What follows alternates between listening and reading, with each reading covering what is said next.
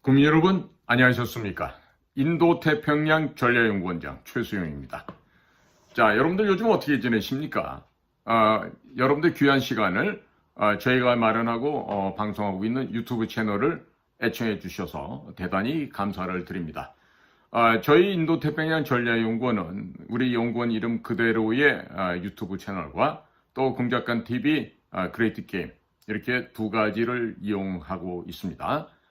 특히나 매번 제목 밑에 붙여지는 더보기를 눌러보시면 아래에 관련된 사항들이 나와 있습니다. 관련된 사항들도 보시고요. 그 다음에 인도태평양 전략연구원 www.k-cia.kr 이 홈페이지로 들어오시면은요 여러 가지 내용을 보실 수가 있고, 특히 우리 건국 대통령 이승만 대통령께서 어떠한 삶을 살아오셨는지, 또 그분이 어떠한 고초를 겪으면서 대한민국을 건국하게 되셨는지, 청년 이승만과 대통령이 되어가는 해방을 맞이하는 또 그 과정 속에서 6.25 전쟁하기 직전까지의 건국 대통령 이승만의 모습을 그려내고 있습니다. 꼭 중요한 역사적 자료로 여러 가지 방면에서 적극적으로 활용해 주시길 바랍니다. 돈 이런 거 안 받습니다. 그냥 여러분께서 가져다 쓰시기만 하면 됩니다. 그걸로 감사할 따름입니다. 자, 지금 귀한 칼럼이 하나 도착을 했습니다. 다름이 아닌 정재학 칼럼니스트, 정재학 시인님의 칼럼인데, 혁명은 잘못된 정치를 죽이는 것이다. 자, 제목부터 지금 좀 멋진 그 기운이 느껴지시죠? 혁명은 잘못된 정치를 죽이는 것이다. 자, 말 그대로 하면요, 혁은 가죽 혁자고 명은 목숨 명자입니다. 과거 2500년 전에 페르시아의 황제 캄비세스 황제는 부정한 재판관 시삼세스를 적발하고 그 시삼세스를 산채로 가죽을 벗겨냅니다. 그리고 그 벗겨낸 가죽을 가지고 의자를 하나 만듭니다. 그리고 그 의자를 사용하게 하는 사람은 바로 이 부정한 재판관 시삼세스의 아들 오삼세스인가 그렇죠.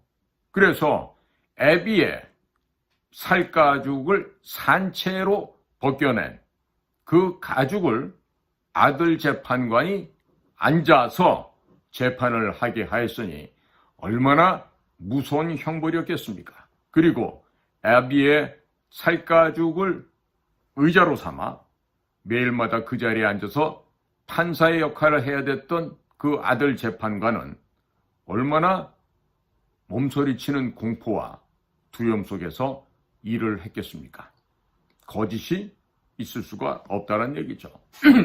부정이 있을 수 없겠죠. 불법이나 조작이 있을 수가 없겠죠.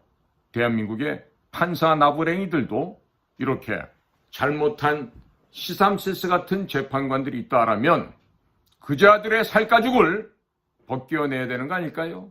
그게 바로 혁명 아니겠습니까? 가죽 혁자라는 것은 이 살갗에 붙어있는 이 피부를 벗겨내는 것입니다. 자, 목숨이 붙어있는 살아있는 생명체의 가죽을 벗겨내는 그런 고통, 그런 아픔을 겪어야만 이루어질 수 있는 게 바로 이 혁명이라고 하는 게 아니겠습니까? 중국말로는요, 발음이 별로 안 좋습니다. 듣기가 좀 나빠요. 거밍이라고 발음을 해요. 그런데 영어에서는 이 혁명을 revolution이라고 얘기를 합니다. 자, 그렇다면 지금 현재 대한민국은 혁명이 필요한 상황입니다. 혁명. 자, 어떤 혁명이 필요할까요? 지금부터 시작하겠습니다. 잘못된 정치, 부정부패한 정치, 조작된 정치는 반드시 뭘 초래한다? 빈곤과 불공정을 초래하게 되어 있습니다. 잘못된 정치는 그 근본이 잘못됨으로 인해서 잘못된 노동운동을 지원하게 됩니다. 그로 인해서 기업을 파산시킵니다. 그리고 국민들을 가난에 찌들게 만듭니다. 또한 잘못된 정치는 법의 불공정을 초래하고 있습니다. 현재 대통령을 불법으로 납치해 감금하고 있는 이와 같은 사태가 바로 이 잘못된 정치로 비롯되었다고 하는 것이죠. 사법이 불공정하거나 특정 이념에 치우친 판결하는 나라는 반드시 국민적 저항이 일어나고 혁명적인 사건이 발생하게 됩니다. 따라서 혁명은 잘못된 정치를 죽이기 위해서 태동되고 시작되고 완성되는 것입니다. 잘못된 정치인들은 잘못된 정치를 할 수밖에 없습니다. 국민의 생활과 가치관에 잘못된 결과를 상처로 남길 수밖에 없게 됩니다. 그러므로 혁명은 잘못된 정치와 잘못된 정치인들을 죽이고자 하는데 그 목적과 정당성이 있게 되는 것입니다. 남미의 공산화를 주도했던 혁명가 체 게바라를 한번 살펴볼까요? 체 게바라의 뜨거운 피가 현재 한반도에서도 생각나는 시국이 아니겠습니까? 남미를 당시 휩쓸었던 빈곤과 불공정에 대한 분노는 바로 이 체 게바라와 같은 청년을 혁명가로 만들어버렸습니다. 자, 우리는 최근에 지금 이 순간에 현재 대한민국을 보면서 체 게바라가 느꼈던 그 분노에 심지어 우리하고는 다른 생각이지만 그 체 게바라의 분노를 우리가 현재 동일하게 된다는 점입니다. 사회주의를 지향하였던 체 게바라, 그는 공상적인 사회주의자였습니다. 사회주의 실체를 정확하게 직접 경험하지 못한 그 체 게바라의 오류가 바로 잘못된 점이 모두가 가난한 평등을 이루었던 쿠바라는 나라에서 볼 수 있습니다. 그 쿠바의 사회주의, 공산주의 실패를 모델로 결과물로 남기게 되었고, 이 체 게바라는 볼리비아에서 그의 인간적인 삶을 맞이하게 됩니다. 볼리비아에서 그의 한많은 생을 마감을 하게 되었습니다. 체 게바라는 공산주의자, 공상적인 사회주의자였지만 그는 가난한 평등을 원하지를 않았습니다. 그가 희구하고 그가 목표로 했던 것은 잘 사는 평등, 유복한 평등, 행복하고 풍부한 평등을 위해서 노력을 했고, 가장 지구상에서 이상적인 복지 국가를 꿈꾸었던 것이 바로 체 게바라가 바라는 평등이었습니다. 자, 그런데 아직도 현재 지금에서도 체 게바라는 혁명의 아이콘으로 인류의 가슴속에 남아있다는 점이죠. 자, 우리는 현재 대한민국에 처해 있는 현재 상황에서 우리가 처해 있는 현재 대한민국의 현실을 보면서 과연 만민의 평등, 공정한 사회를 꿈꿨던 그 이상적인 공산주의자 체 게바라가 왜 그와 같은 순수한 열정을 가질 수밖에 없었는가?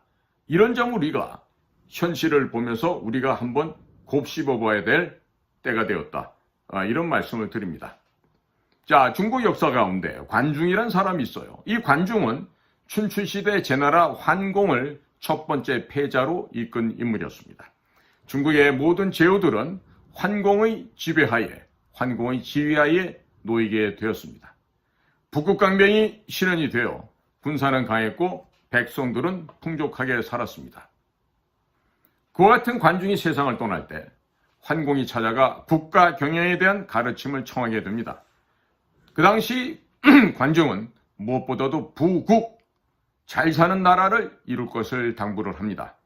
잘 살아야만 그 다음번이 가능한 것이기 때문이었죠. 따라서 강병은 부국 다음이라는 것이었습니다. 그래서 부국 강병입니다.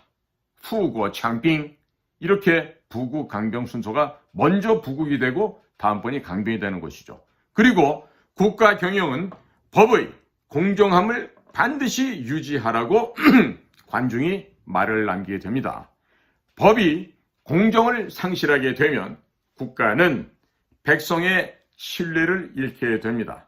백성의 신뢰를 잃게 된다는 것은 국민들로부터 등을 돌림을 당한다는 것이고, 이와 같은 백성들의 불만이 척처히 쌓이게 되면 국가는 쇠퇴하게 된다는 점을 관중은 제환공에게 유언으로 남기게 됩니다. 국민 여러분, 지금 현재 대한민국은 사법이 이미 사형 선고가 끝나고 지금 집행을 앞두고 있는 사형수로 보여야 되겠습니다. 그렇지 않습니까? 권순일, 김명수, 그리고 김동현, 이순영 등 서부지법의 좌파 법관들이 보여준 탐욕과 불공정은 이미 정상적인 정도를 넘어서 버렸습니다. 특히 김일성 우리법연구회라는 집단이 현재 하고 있는 법에 대한 왜곡은 대한민국의 정체성마저 흔들리게 동요하게끔 만들고 있습니다. 공정을 법의 생명으로 삼아야 한다는 헌법재판소의 좌파 김일성 우리법연구회 출신의 법관 4명의 그들의 만행과 작태는 이미 망국적인 현상을 충분히 보여주고 있습니다. 사법 문제 하나만으로도 대한민국은 혁명을 일으켜야 합니다.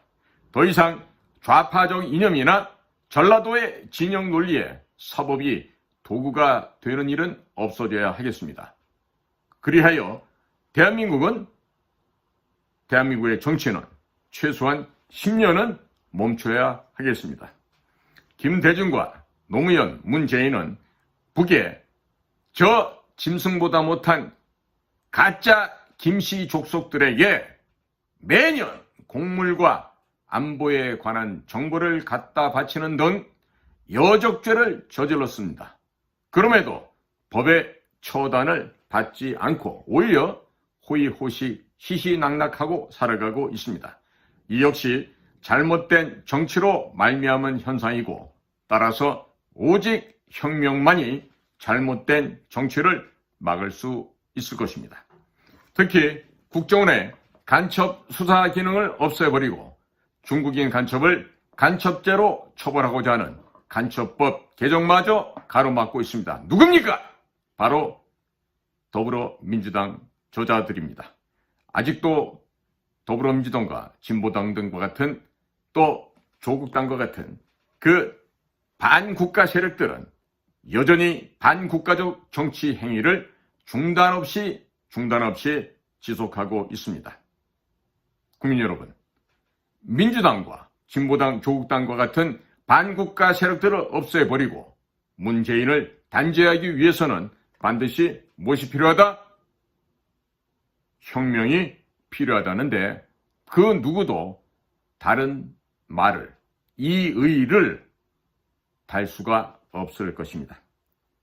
자, 이 모든 국가적인 비극을 발생시킨, 태동시킨 그 악의 주범은 바로 문재인입니다. 문재인이 박근혜 대통령에 대한 탄핵을 통해 정권을 탈취한 후 모든 정치력과 행정력을 동원을 하였습니다. 그리하여 그 문재인이 행했던 반국가적인 반역적 행위는 국민 여러분을 주저하다시피 여러분들의 상상을 초월하였습니다. 정부 곳곳에 심어놓은 간첩들이 있습니다.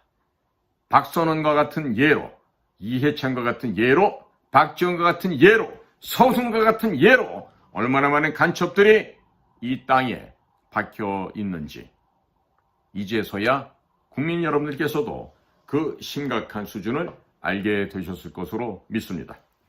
문재인은 아예 북한 괴뢰 간첩질을 정당화시켰고 간첩 행위를 고무시켰습니다.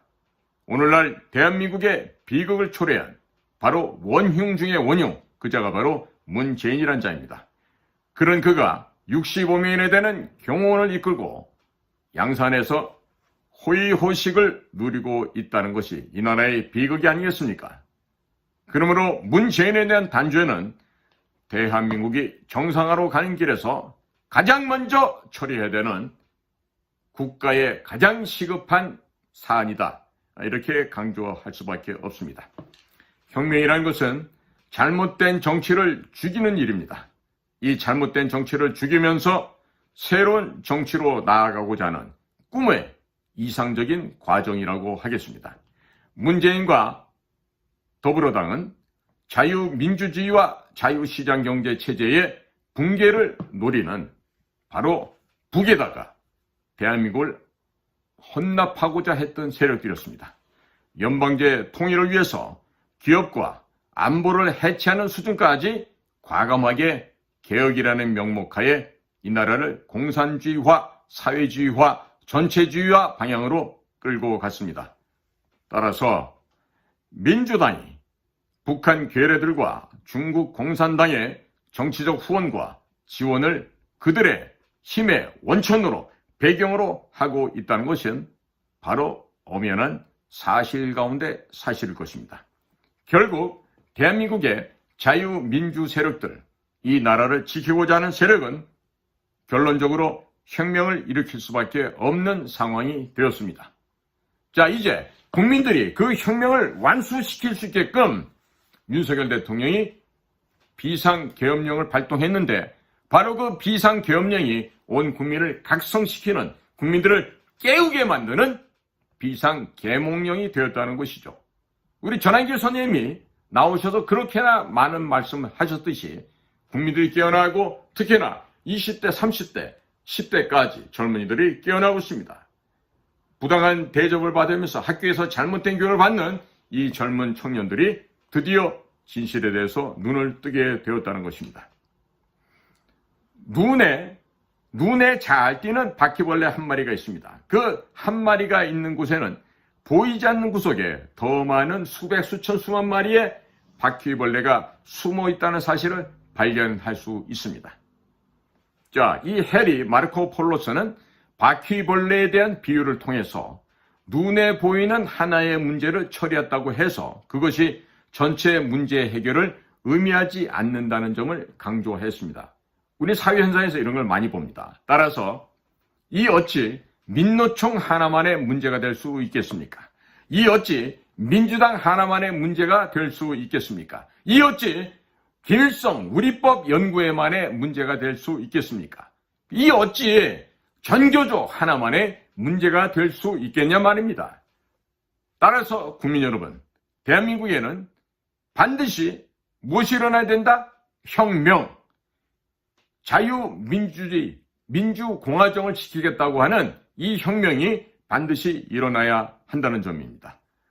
대변혁을 위한 대청소가 반드시 있어야만 합니다. 썩은 웅덩이 물을 정화시키기 위해서 한 바가지 물을 집어넣는다고 해서 해결되지 않습니다. 조금 더 적나라하게 표현한다면 똥물에 생수를 타도 역시 그거는 똥물입니다. 절대로 생수가 될 수 없습니다.